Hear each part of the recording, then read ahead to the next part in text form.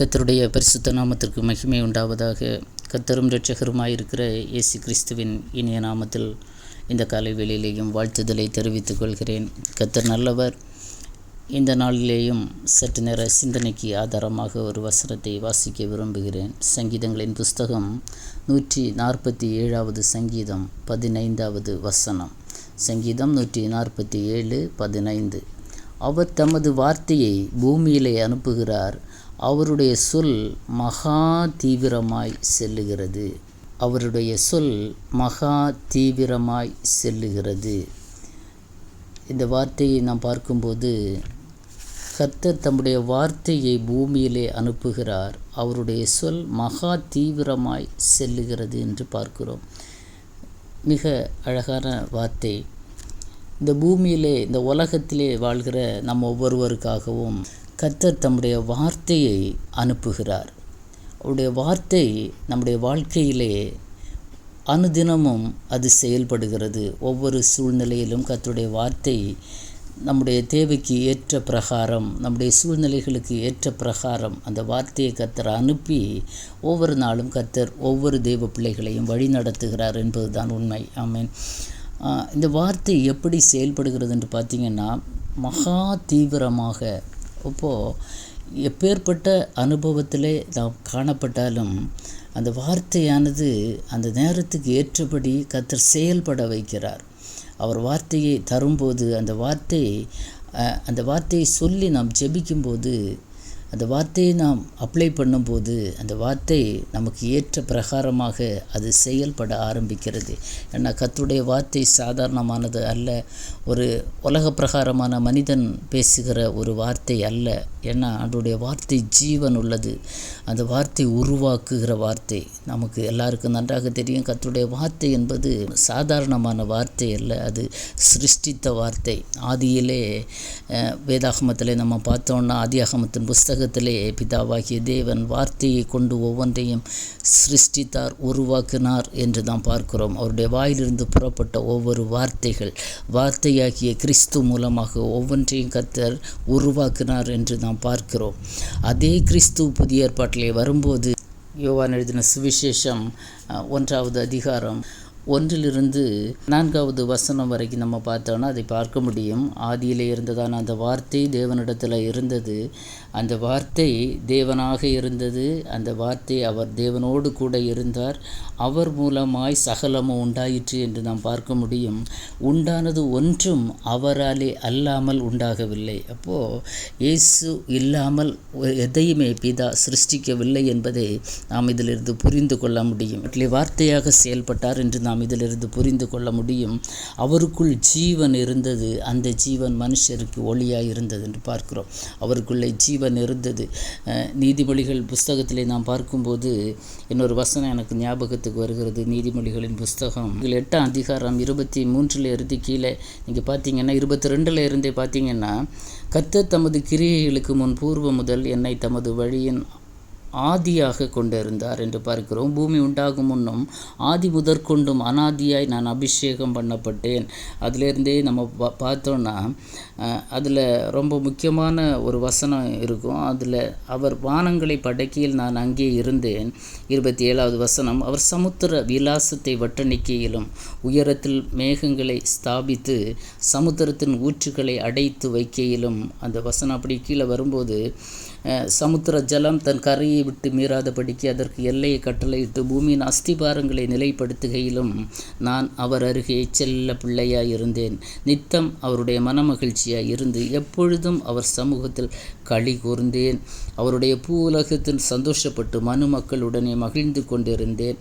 ஆதலால் பிள்ளைகளே, எனக்கு செவி கொடுங்கள், என் வழிகளை காத்து நடக்கிறவர்கள் பாக்கியவான்கள் என்று இந்த இடத்திலே நாம் பார்க்கிறோம். இயேசு கிறிஸ்துவை பற்றியதான இந்த வார்த்தைகள். இயேசு அதாவது ஆதியிலேயே பிதாவாகிய தேவன் எல்லாவற்றையும் உருவாக்கும் போது அவர் அருகே அவர் செல்ல பிள்ளையாக இருந்தார் என்று இங்கே நாம் வசனத்திலே வாசிக்கிறோம். அவர் தமது வார்த்தையை பூமியிலே அனுப்புகிறார், அவருடைய சொல் மகா தீவிரமாய் செல்லுகிறது.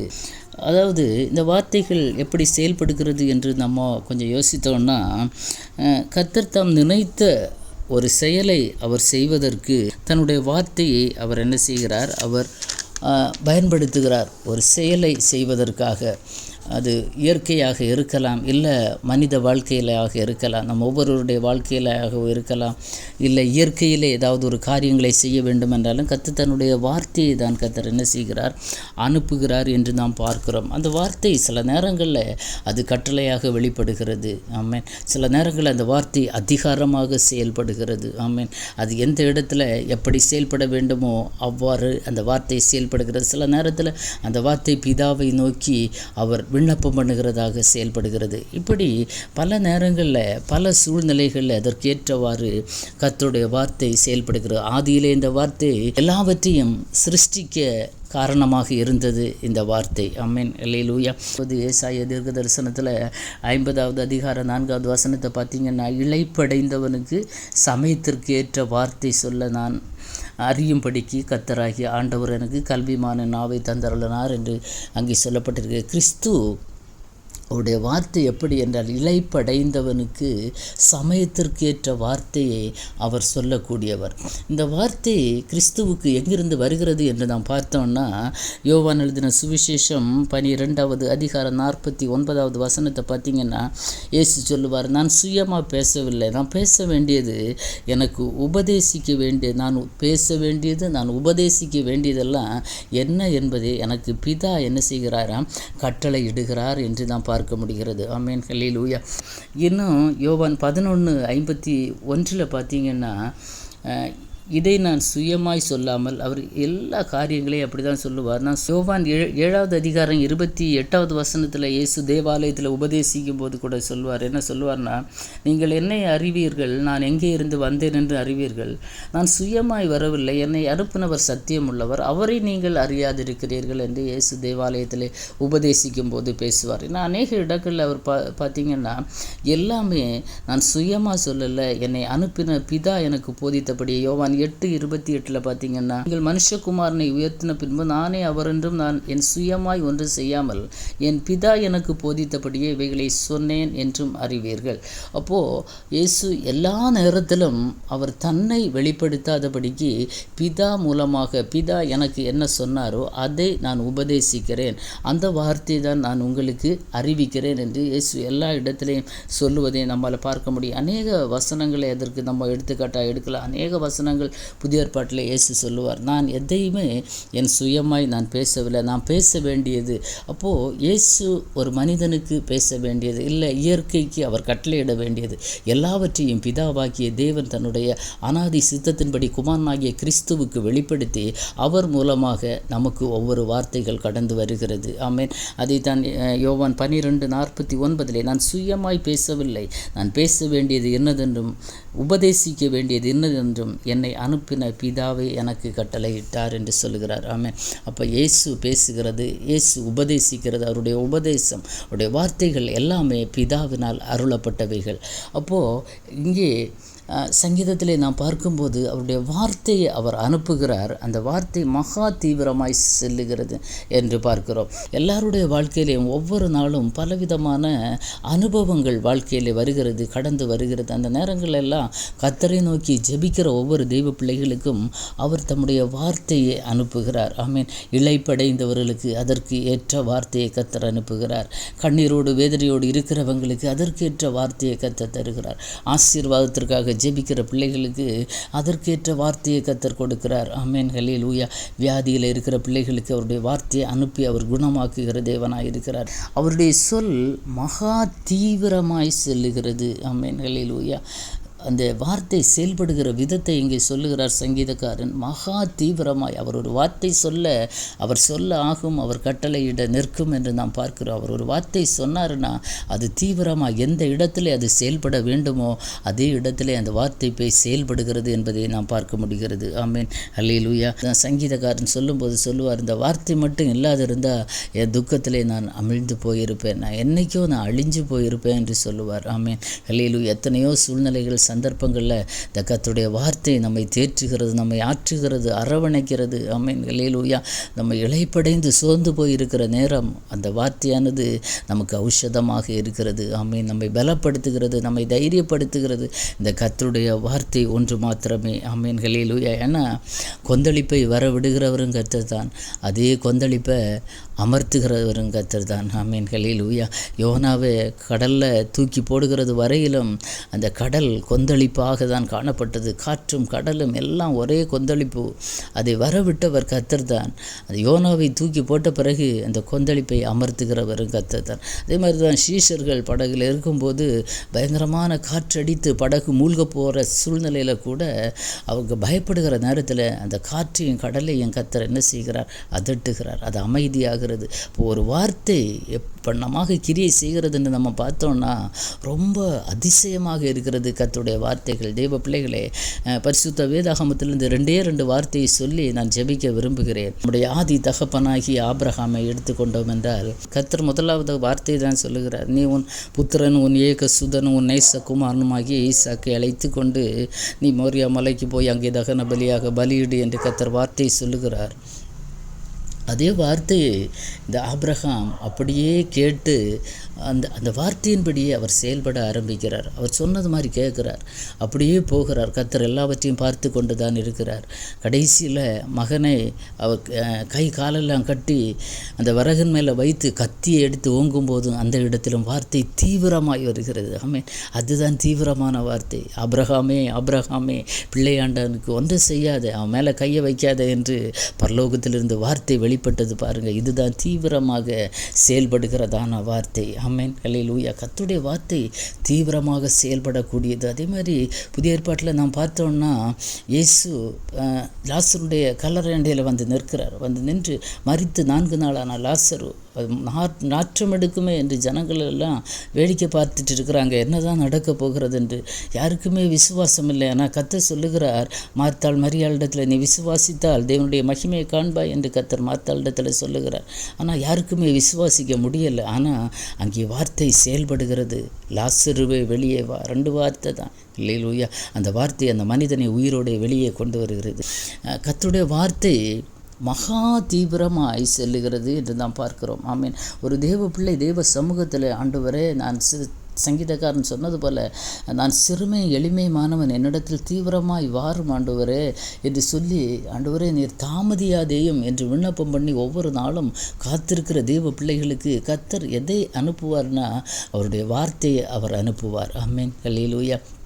நம்ம அநேக நேரங்களில் கதறுகிறோம் ஆண்டவருடைய சமூகத்தில், ஏன் ஆண்டவரே இப்படி இருக்கிறது, எதனால் இது எனக்கு இந்த தேவை இருக்கிறது, இந்த ஆசீர்வாதம் எனக்கு வேண்டும், அப்படி பல சூழ்நிலைகளில் பல விஷயங்களுக்காக தேவ சமூகத்தில் நாம் மன்றாடுகிறோம். ஆண்டவரே தாமதிக்காதுங்க ஆண்டவரே, இந்த ஆசீர்வாதத்திற்கு தாமதிக்காதுங்க, இந்த விடுதலைக்கு தாமதிக்காதுங்க ஆண்டவரே, இந்த நன்மை எனக்கு வேண்டும், இதற்கு தாமதிக்காதுங்க ஆண்டவரே, இந்த தேவை எனக்கு முன்னாக இருக்கிறது, இது தாமதிக்காமல் தருவீராக என்று சொல்லும்போது கர்த்தர் என்ன செய்வாராம்? அவருடைய வார்த்தையை அவர் தீவிரமாக அனுப்புவாராம். ஆமென். அல்லேலூயா. அந்த வார்த்தையை தீவிரமாய் நம்மை வந்து சேரும்போது, அந்த வார்த்தையை கர்த்தர் நமக்கு தரும்போது, அந்த வார்த்தையை நாம் அப்படியே விசுவாசிக்கும் போது அந்த வார்த்தை செயல்பட ஆரம்பிக்கும். விசுவாசியாத பட்சத்தில் அது கிரியை செய்யாது. நாம் அதை விசுவாசிக்கும் போது அந்த வார்த்தை கிரியை செய்ய ஆரம்பிக்கும். ஆமென். ஒரு வசனத்தை தியானிக்கும் போதே அந்த வார்த்தை நம்மோடு கூட பேசும். ஆமென். அல்லேலூயா. வேறு எந்த புக்கு நீங்கள் வாசிச்சிங்கன்னு சொன்னாலும் அந்த வார்த்தை உங்களோடு பேசாது, உங்களை ஆறுதல் படுத்தாது, சமாதானத்தை தராது, ஆசீர்வாதத்தை தராது. உலகத்தில் எத்தனையோ புக்குகள் இருக்கிறது. இந்த பரிசுத்த வேத புத்தகம் அகில உலகத்தால் அங்கீகரிக்கப்பட்ட இந்த புக்கு, இதற்குள்ளே இருக்கிறதான ஒவ்வொரு வார்த்தைகளும் நாம் வாசிக்கும் போது அது நம்மோடு பேசும். நாம் பாவம் செய்தால் அது நம்முடைய பாவத்தை நமக்கு உணர்த்தும். ஆமேன். நாம் ஏதாவது தவறாக பேசணும்னா நீ பேசினது தவறு என்று நம்மை எச்சரிக்கும் இந்த வார்த்தை. ஆமேன். சோர்ந்து போய் தளர்ந்து போய் இருக்கும்போது, கண்ணீரோடு இருக்கும்போது இந்த வார்த்தை நம்மை ஆறுதல் படுத்துகிறது. ஆமீன். அல்லேலூயா. ஒவ்வொரு தெய்வ பிள்ளைகளும் சோர்ந்து போகக்கூடாது. ஆமீன். கர்த்தர் கேட்கவில்லையே, கர்த்தர் பதில் தரவில்லையே, பதில் எனக்கு எங்கிருந்து கிடைக்கும், எப்போ பதில் வரும் என்று தெய்வ சமூகத்திலே அநேக நாட்களாய் காத்திருக்கிற தெய்வ பிள்ளைகளுக்கு கர்த்தர் தம்முடைய வார்த்தையை தீவிரமாய் அனுப்ப போகிறார். ஆமீன். அல்லேலூயா. அந்த வார்த்தைகள் தீவிரமாய் உங்கள் வாழ்க்கையிலே செயல்படும் என்பதில் எந்த சந்தேகமும் இல்லை. ஆமீன். அல்லேலூயா. எப்பேற்பட்ட கொந்தளிப்பாய் இருந்தாலும் எல்லாவற்றையும் அமர்த்துகிறவர் என் தேவன். அவருடைய ஒரு வார்த்தை மாத்திரம் போதும். ஒரு வார்த்தை மாத்திரம் சொல்லு. 100க்கு அதிபதி சொல்லும், ஒரு வார்த்தை மாத்திரம் சொல்லுங்க ஆண்டவரே, வீட்டுக்கு கூட நீங்கள் வரண்டா, என் வேலைக்காரன் சொஸ்தமாவான். ஆமென், ஹல்லேலூயா. அந்த வார்த்தையை அவர்கள் அவ்வளோ நம்பினாங்க, விசுவாசித்தாங்க.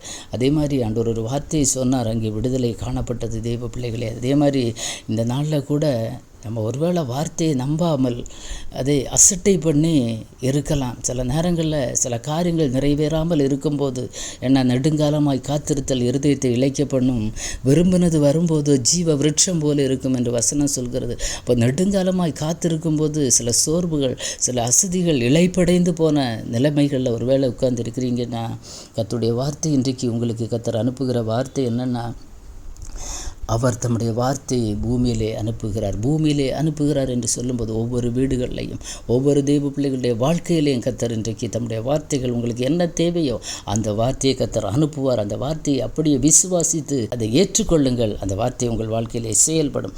அது எப்படி செல்லுமான்னு தெரியுமா? மகா தீவிரமாய், அவருடைய சொல் மகா தீவிரமாய் செல்லுகிறது. ஆமேன். அவருடைய வாயிலிருந்து பிறக்கிறதான சொற்கள், ஆமேன், ஹல்லேலூயா, அது மகா தீவிரமாய் உங்கள் வாழ்க்கையிலே கிரியை செய்யும் என்பதில் எந்த சந்தேகமும் இல்லை. விசுவாசத்தோடு வார்த்தைகளை ஏற்றுக்கொள்ளுங்க, வார்த்தைகளை விசுவாசியுங்க, கர்த்தரை மகிமைப்படுத்துங்க.